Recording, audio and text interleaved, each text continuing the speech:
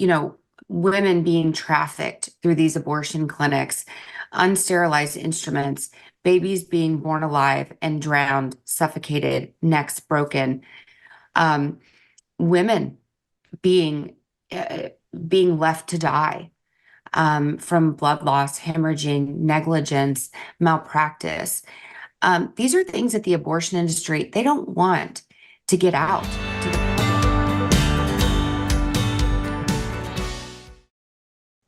Unthinkable. That is Abby Johnson's latest film. And we've been hinting at this, if you've been reading some of our emails announcing this theme launch, that we may have a special guest with us today. And well, we do. We actually have Abby Johnson with us here right now. And we're going to have a quick little chat with her. Abby Johnson, it's so good to have you with us today. Welcome back, I guess, to the National March for Life in Canada.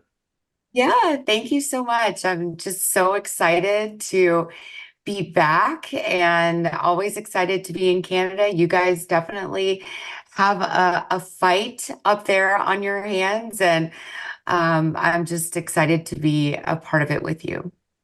We can't wait to have you back in our nation's capital in May. So let's just cut to the chase. The folks watching this theme launch, we just watched the trailer to your latest film, Unthinkable. So what can you tell us about this latest project of yours? What's it about?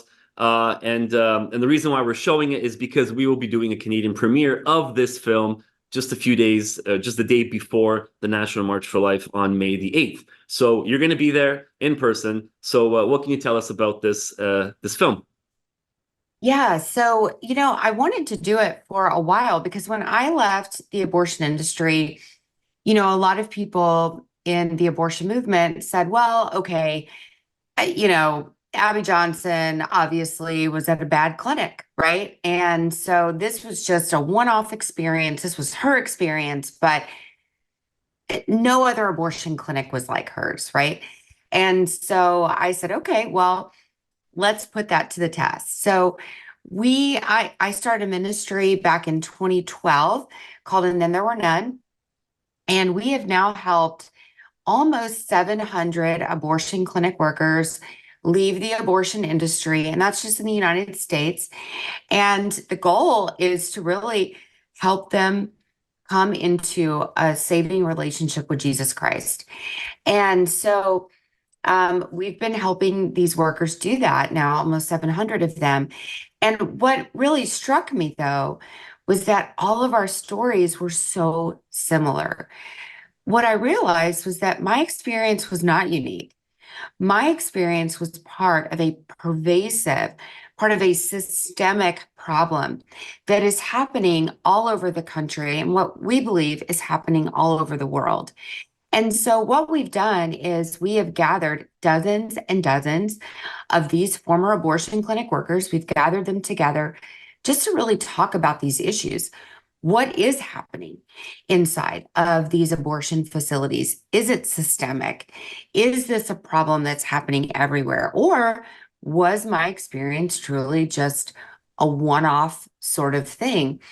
And I think what people are going to find really interesting is that, what people think is happening. I think, what a lot of pro-lifers are going to find is they've kind of had this idea of, what they think is going on inside of the abortion industry, but now they're going to hear it kind of, that saying from the horse's mouth, right? They're going to hear it from these workers, some of them that were there for 17 years, some of them there only a few months, but this kind of varied experience, um, you know, women being trafficked through these abortion clinics, unsterilized instruments, babies being born alive and drowned, suffocated, necks broken, um, women being uh, being left to die from blood loss, hemorrhaging, negligence, malpractice. These are things that the abortion industry, they don't want to get out to the public. And that's why I've said for a long time, the abortion industry workers who leave, they really are the Achilles heel of the abortion industry because we know all their dirty laundry, right? We know all of the secrets that they don't want to be exposed. And that's really what Unthinkable is doing.